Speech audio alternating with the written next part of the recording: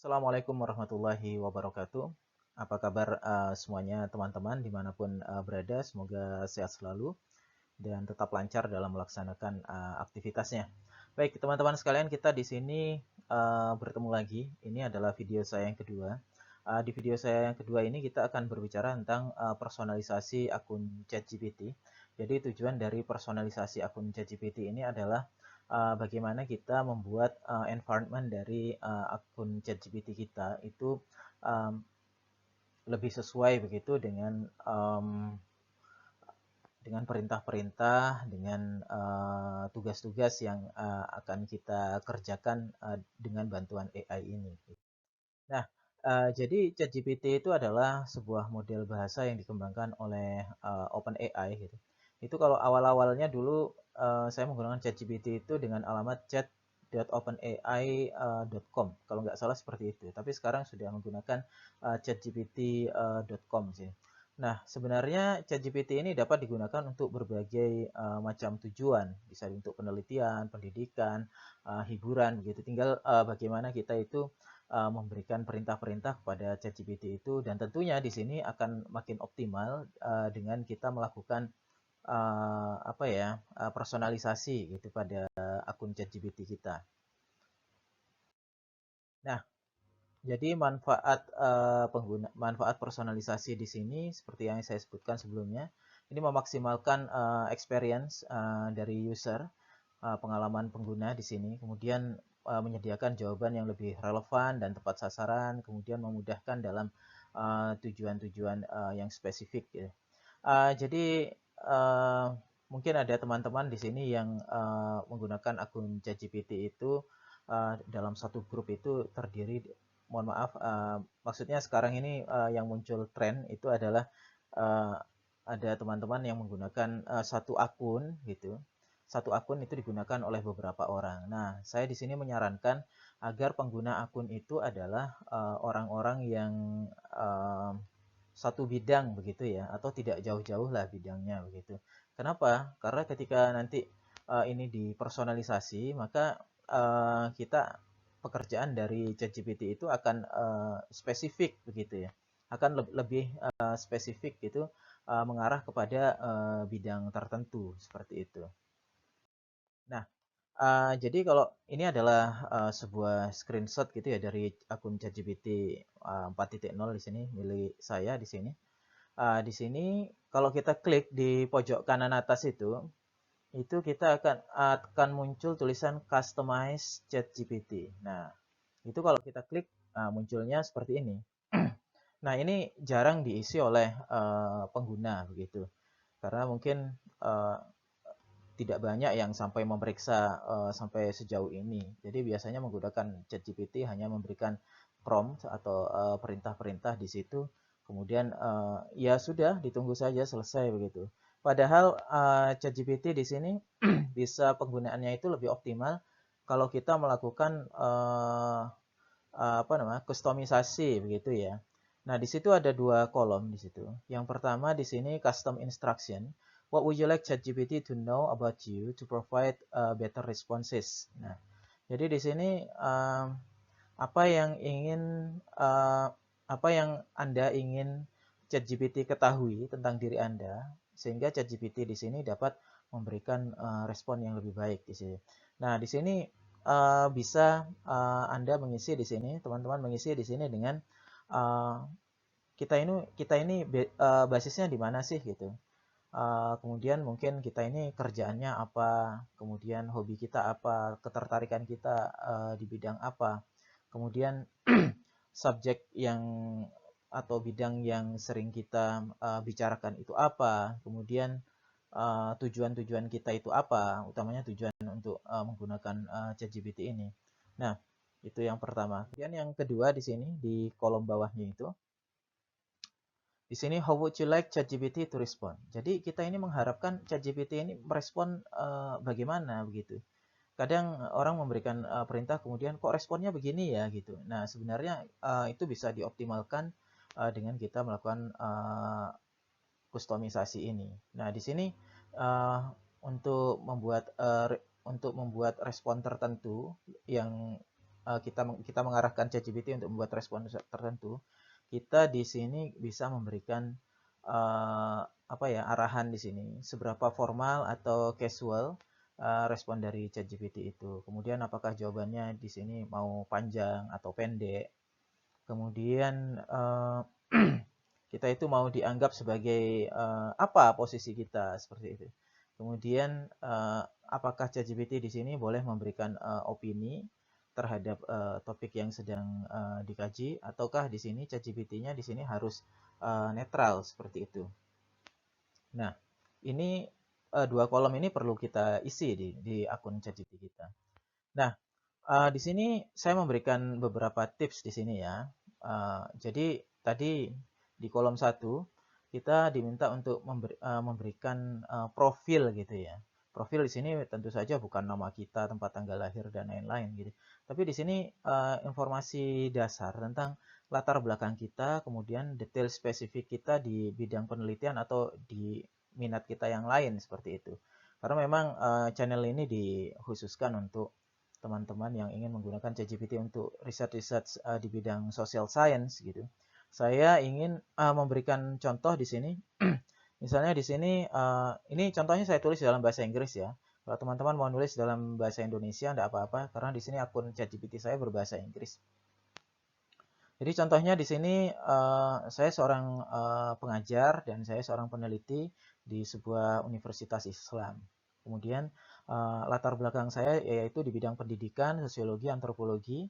Kemudian ketertarikan dalam bidang penelitian saya itu seputar kajian-kajian sosial di dalam pendidikan Islam. Tetapi saya juga tertarik pada isu-isu lain sepanjang itu masih di dalam lingkup kajian ilmu sosial. Nah, teman-teman bisa berkreasi di sini dengan profilnya masing-masing gitu, dan silahkan dipasang di akun ChatGPT-nya untuk personalisasi. Saya lanjut di sini. Nah, di sini kita kita perlu paham tentang kebutuhan kita gitu. Jadi tujuan kita ini apa gitu. Kemudian ChatGPT ini kita butuh untuk apa gitu kita menggunakan ChatGPT ini. Nah, contohnya di sini tujuan saya menggunakan ChatGPT di sini adalah untuk menggunakan AI secara etis untuk membantu manusia dalam melakukan riset-riset di bidang kajian-kajian sosial seperti itu. Itu contoh dari saya. Mungkin teman-teman ingin menggunakan ChatGPT untuk proofreading misalnya, silahkan ditulis.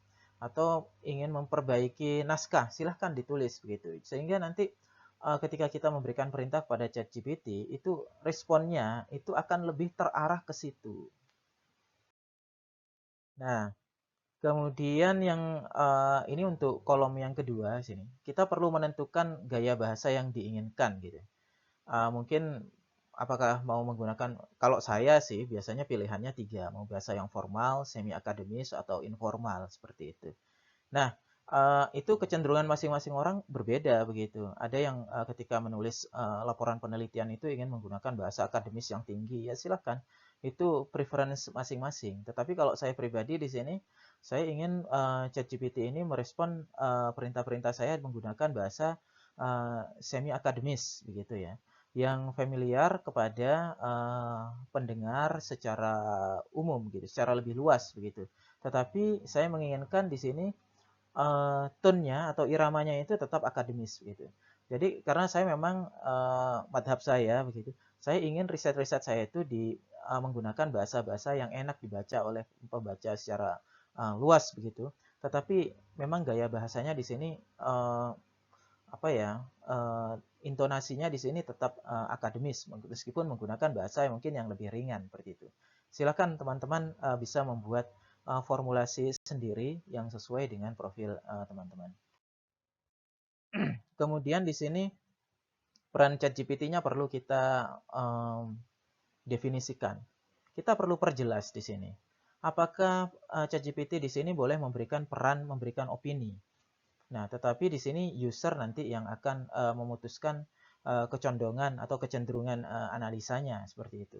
Ataukah di sini kita ingin ChatGPT memberikan atau melakukan analisis, ataukah melakukan peran yang netral atau peran lainnya yang mungkin di sini. Nah, misalnya saya di sini mengambil karena saya melakukan riset di bidang-bidang sosial, saya ingin opini begitu. Saya lebih ingin menjadikan ChatGPT itu sebagai teman saya dalam riset, sehingga saya ingin opini, pertimbangan-pertimbangan begitu. Nah, jadi saya buat kalimat seperti ini. Saya ingin ChatGPT untuk memberikan usulan-usulan terkait dengan topik yang diskusikan. Kemudian saya juga tolong juga sertakan beberapa opsi-opsi yang mungkin gitu dari perintah yang saya berikan.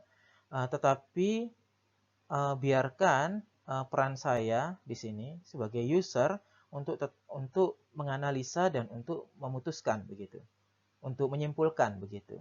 Jadi saya tidak ingin ChatGPT membuat kesimpulan begitu, karena tetap saya adalah usernya dan saya adalah brainware dalam penggunaan artificial intelligence ini, sehingga tetap saya yang harus memutuskan. Itu kalau saya pribadi gitu. Kalau teman-teman yang lain ingin profil yang lain, silahkan seperti itu. Nah, jadi cara kerja artificial intelligence itu secara umum begitu. Ketika kita memberikan input, maka input itu akan dipelajari begitu oleh AI itu, sehingga dia akan meningkatkan kecerdasannya begitu. Jadi semakin banyak input yang kita masukkan begitu, maka mesinnya itu semakin cerdas begitu. Oleh karena itu, bila kita ingin berinteraksi lebih intens gitu dengan ChatGPT ini, maka kita harus memperbarui informasi profil kita sesuai dengan kebutuhan. Gitu. Kita butuhnya apa, ya profilnya diganti. Gitu. Kemudian, misalnya kita sedang mengerjakan sebuah proyek begitu, kita harus memberi tahu begitu kepada ChatGPT. Kita ini sedang mengerjakan proyek apa sih dalam ketika kita menggunakan ChatGPT. Kemudian yang harus ChatGPT itu respon itu bagian mananya. Gitu. Ada teman yang misalnya ingin yang melakukan proofreading ya, melakukan proofreading gitu. Kemudian dia di prompt-nya itu, di perintahnya itu dia sangat tegas begitu. Jadi parafrase misalnya parafrase atau tulis kembali paragraf ini, tetapi jangan menggunakan informasi lain di luar paragraf itu, seperti itu. Jadi ada teman yang seperti itu. Saya pelajari prompt-promptnya teman-teman juga gitu. Dan di situ ChatGPT dia remain netral gitu. Jadi dia bersikap netral gitu. Dia tidak memasukkan informasi apapun di luar informasi itu gitu. Karena memang ini juga terkait dengan etika dari penggunaan artificial intelligence ini. Dan itu tergantung dari masing-masing pengguna. Nah, ini kombinasi yang tadi saya buat, saya masukkan ke dalam akun saya, misalnya seperti ini. Ini di dalam satu kolom itu kita bisa mengisi 1500 huruf ini kayaknya ya. 1500 karakter ini. Jadi kita bisa memberikan informasi sejelas-jelasnya, memberikan custom instruction sejelas-jelasnya kepada ChatGPT ini gitu. Jadi disediakan 1500 karakter. Saya kasih contoh di situ seperti yang tadi saya buat, kemudian saya masukkan di situ. Nah, tinggal kita save itu di pojok kanan bawah itu. Maka di sini ketika kita melakukan chat lagi dengan ChatGPT di sesi-sesi berikutnya begitu, itu jawabannya akan lebih terarah sesuai dengan profil yang kita buat seperti itu. Nah, tips tambahan di sini bagaimana agar hasilnya semakin tajam gitu. Kita perlu bereksperimen gitu dengan berbagai macam pertanyaan, kemudian instruksi. Kemudian di dalam ChatGPT sendiri itu banyak fitur-fitur lanjutan gitu. Nanti kita akan bahas di video-video berikutnya. Kemudian di sini kita harus tetap jelas dan spesifik dalam permintaan. Karena apa? Yang dibaca oleh mesin itu adalah tulisan kita, bukan pikiran kita begitu. Jadi kalau kita malas untuk mengartikulasikan pikiran kita ke dalam tulisan, maka mesin akan menangkap itu secara berbeda seperti itu.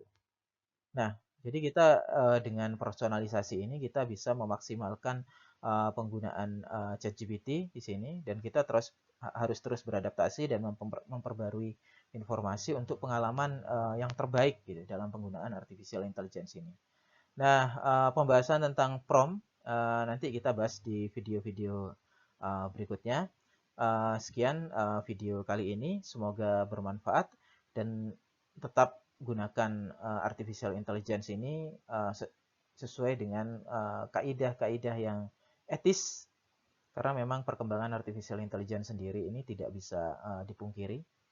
Tinggal kita sendiri di sini sebagai manusia, sebagai pengguna untuk dapat menggunakannya dengan bijak. Sekian video kali ini. Ketemu lagi di video-video berikutnya. Assalamualaikum warahmatullahi wabarakatuh.